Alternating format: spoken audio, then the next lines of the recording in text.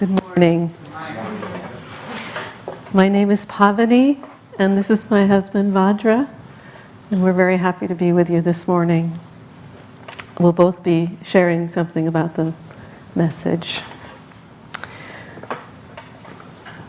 Get organized here.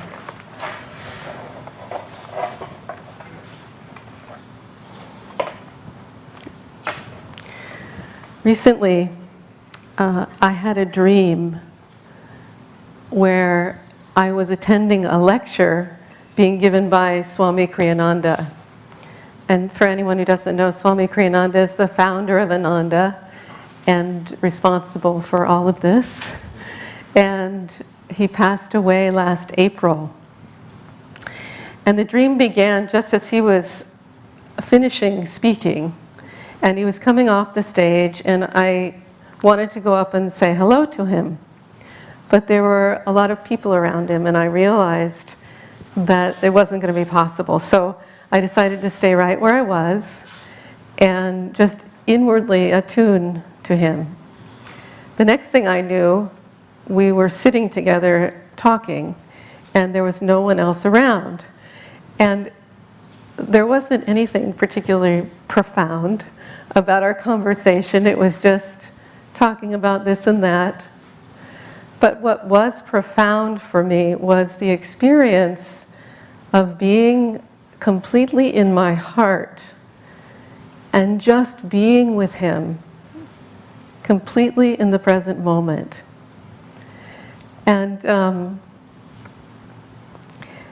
I wasn't wanting anything from him. I wasn't asking anything of him. And I could feel that he wasn't wanting anything from me or asking anything of me either. And it was like we had this bubble of peace and contentment around us. And at one point my mind wandered, and he started to turn away. And so I brought myself back into my heart and into the present moment. And I share that dream because it's been very instructive for me.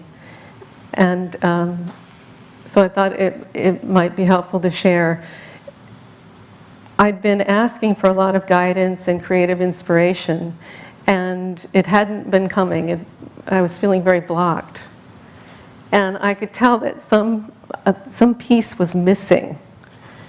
And that dream showed me the piece that was missing.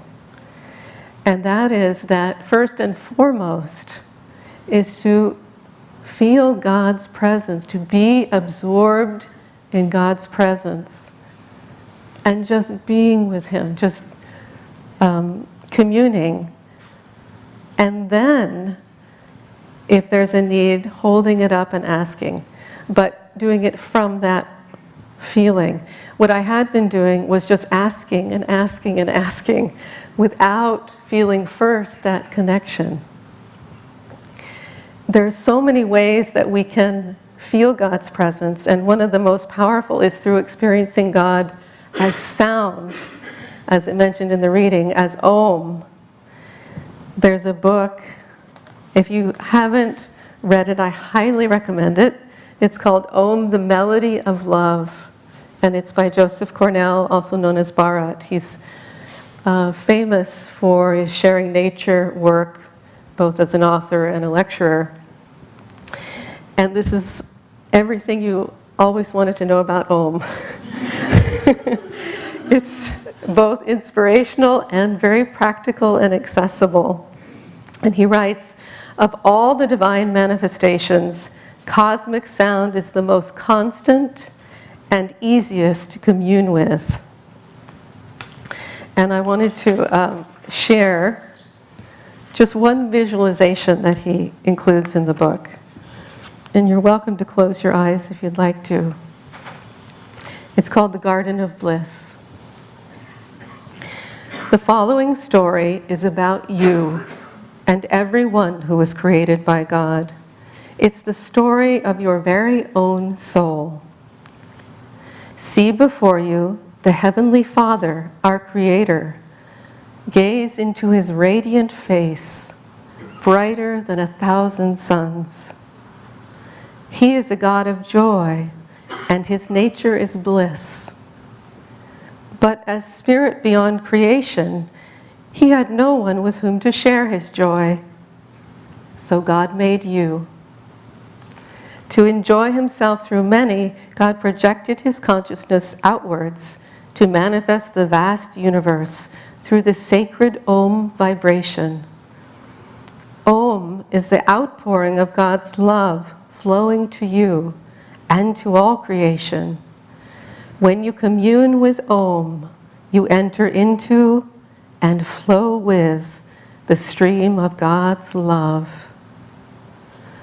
Visualize yourself standing with the Heavenly Father. It is the morning of creation. Feel the vibrations of his love entering your heart and filling you with joy. Dwelling in cosmic Om, you live in the paradise of your Father's peace, bliss, and light.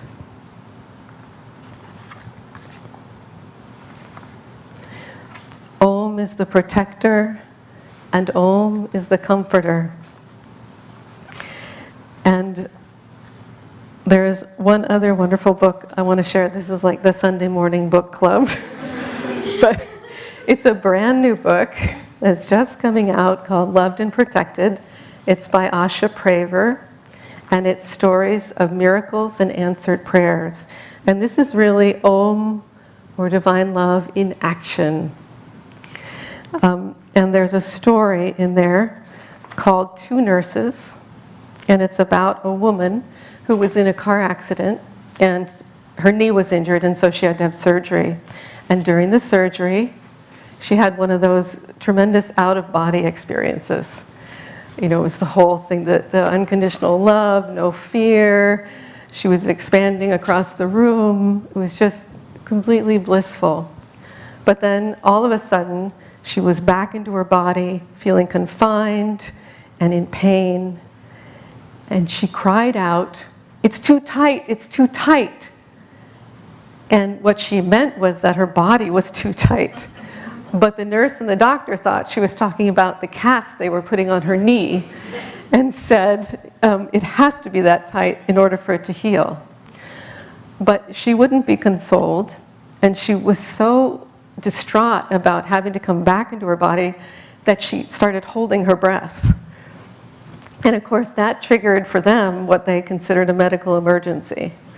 So they took her to intensive care and put an oxygen mask on her. And there were two nurses attending her.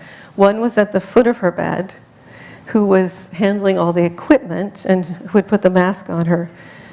The other was sitting to her right, and she couldn't turn her head because of the mask, but she could see out of the corner of her eye that the nurse had brown hair and it was parted in the middle.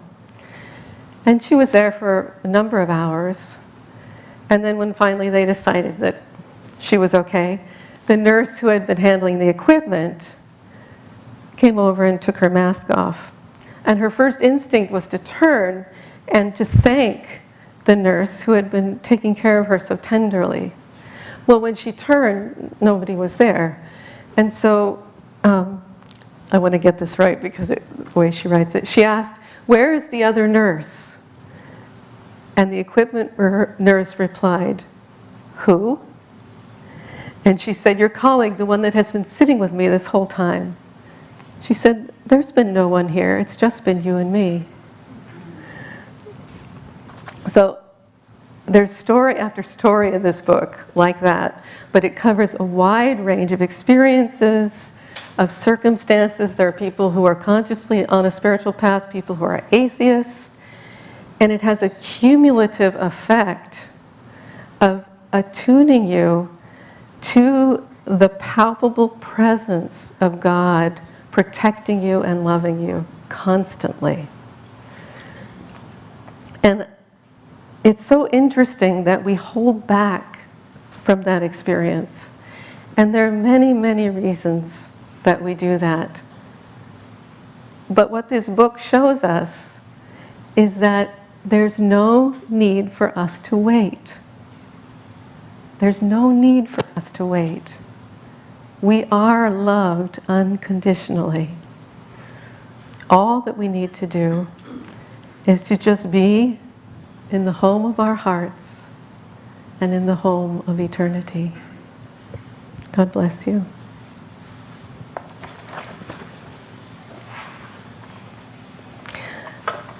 I'd like to close by reading from Whispers from Eternity. Open my soul's secret door. I am crying in a wilderness. Is this right?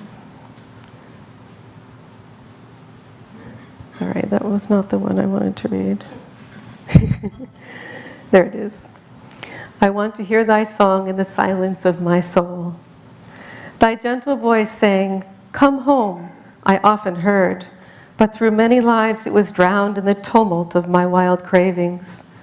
I have forsaken the jostling crowds of desire. In the solitude of my mind, my devotion bursts to hear thy voice. Take away every dream memory of earthly sounds that yet lurks in my mind. I want to hear thy still voice, ever singing in the silence of my soul.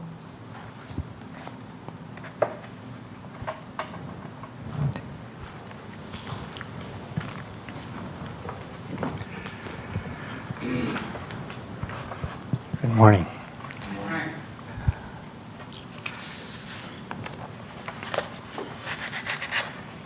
On the subject of creation,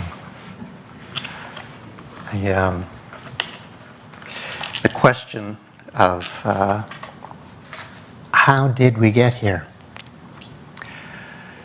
From a strictly scientific perspective, as near as I can tell, we didn't.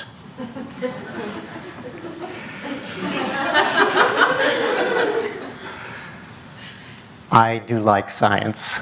I did well in it in high school and very much enjoyed it, and have a healthy respect for it. It is because of science that we have all the many technological wonders that we have in this day and age, our computers, our laptops, our cell phones, our iPhones, our iPads, our i-thises, our i-thats, and a host of other wonders, labor-saving, time-consuming devices that we never suspected we couldn't live without.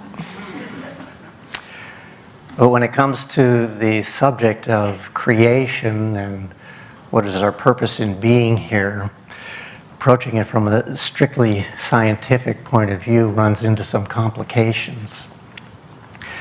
My in-depth research into the subject led me to Wikipedia and the laws of thermodynamics.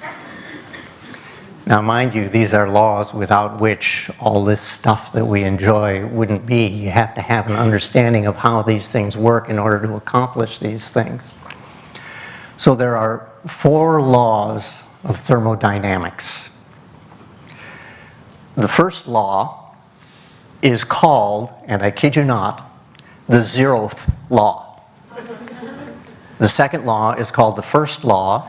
The third law is called the second law, and the fourth law is called the third law. So right away you begin to wonder, how much do we really understand about how all this works? So anyway, the first law, or maybe it's the 0th law, or it might be the second law that's actually called the first law, encompasses a number of principles, one of which is the conservation of energy. And it states in general that creation can, that energy, and as we know from Einstein, energy and matter are essentially equivalent. Energy can be neither created nor destroyed. Okay, so we're saying here that matter can't be created. And I'm looking and thinking, you know, we've got a problem here. That perspective just doesn't get us the understanding that we're looking for. But before we leave off of the laws of thermodynamics, I wanted to share with you a modified view of the laws of thermodynamics that one scientist who had a sense of humor came up with.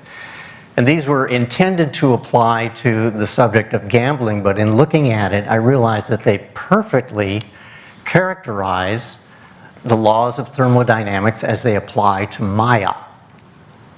So here are the laws. The 0th law in the world of duality, in the world of Maya, you must play the game. The first law, you can't win. The second law, you can't break even. You can't even maintain the status quo. And the third law, you can't quit the game. So here we are. It's no wonder that Yogananda said, "Get away from my world of suffering." There's nothing to be gained here. But the question is, how do you do that? And I was trying to find an answer to that question that Swami Kriyananda set out on a walk one night, and he's written and spoken about this. He, as a young man, he had gone through all the different things that the world had to offer and realized that he wasn't going to be happy with them. That wasn't going to get him what he felt this inward drive for. So he went for a long walk, determined to figure it out. And he came to the realization that because he was conscious, the nature of the universe must be consciousness. This is a little bit reminiscent of what Descartes came to. Cogito ergo sum. I think, therefore I am. There's a story told about Descartes, how one day he went into a bar, or probably it would have been a tavern, and asked for a drink, and the tavern keeper gave him a drink, and came back a little while later and asked him if he'd like another drink. And Descartes looked at him and said, "I think not." Poof!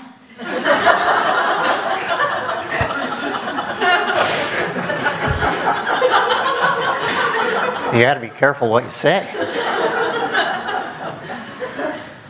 Well, Swami realized that what he needed to do was to connect with that consciousness, to find what he was looking for, but how to do that. When he read the autobiography, he saw the way to do that, because he recognized that Yogananda knew how to do that. How did he recognize that? How did Kriyananda know that Yogananda knew how to get what he was looking for?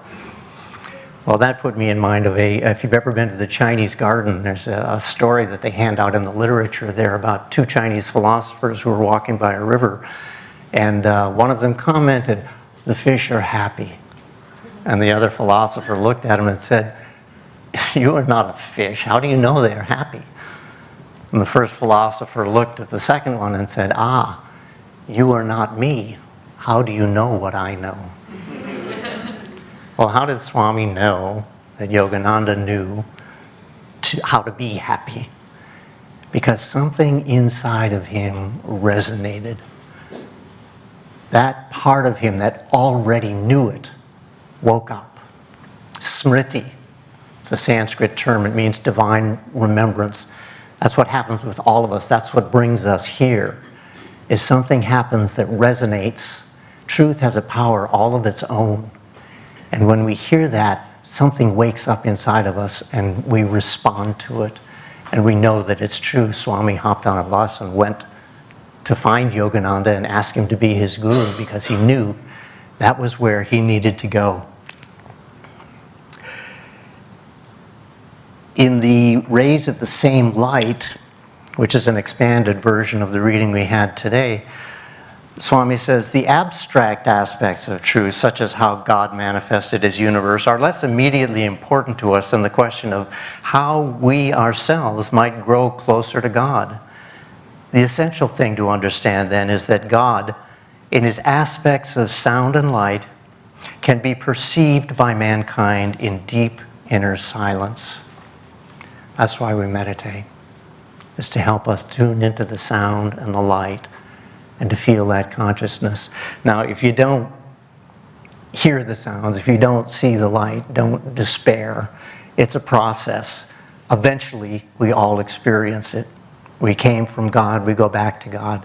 Eventually, we get there. In the meantime, as Krishna promised, even a little practice of this inward religion will save you from dire fears and colossal suffering. So this is the way to get there. Later in that same Rays of the Same Light reading, Swami goes on, and this is the section talking about the Bhagavad Gita. He says, "For the world is a dream of God's. The appointed task of mankind is to awaken from the cosmic dream and to live in conscious communion with Him by whom and from whom the dream was produced. Behind everything we see, let us look ever to God's unseen presence." That's where creation came from. And we don't have to understand it on a logical level. Swami has some very fascinating writings about the creative process and the logical mind. He starts, of course, with feeling the inspiration, with feeling the attunement. But then you've got to, if it's a song or a writing, you've got to get it on paper, you've got to go to the keyboard, you've got to go to the notation. And what he points out is that in that process, what he does is he makes sure that he hasn't lost that connection with the attunement. Now that's where a great many authors and composers fall short. They have the inspiration, but then they go to write it down, they go to translate it, and they get into the logical mind and they lose sight of it. So a great many works start out with that inspiration, but then just kind of lose it as they go along.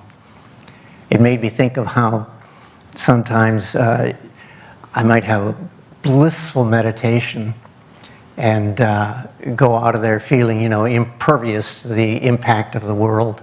And you run into something or somebody, and 5 minutes, boom, it's gone, out the window.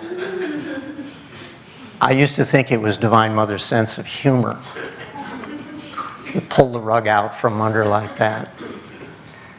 But now I wonder if what's really behind it is just getting caught up, losing that sense of connection, losing that feeling, losing that consciousness. If you stay there, it doesn't matter what happens. If you look at the saints, many of the saints endured extraordinary outward hardships. Look at St. Francis. As he was dying, his body was going through all sorts of awful things. And he was blissed out. He was totally in joy. He was ecstatic. It dismayed the monks. They thought, look, you're dying, and here you are, all bubbling and enthusiastic, and shouldn't you be somber and serious? I mean, death is a serious business. He couldn't help himself. Sister Gyanamata, Yogananda kept her in the body as a blessing. She suffered enormously. You wouldn't know it. But she suffered tremendously. And how did she go out? Too much joy. Too much joy. That's what's there available to us. In the promise of immortality, again, an expanded version of the readings, Swami puts it beautifully. Human beings look at life from the outside in, rather than with life from their own living center. When experienced in the inner self, life reveals itself as divine joy and bliss. God's grace, God's love, God's joy, they're always there. They're always available to us if we're willing to open our hearts and receive them.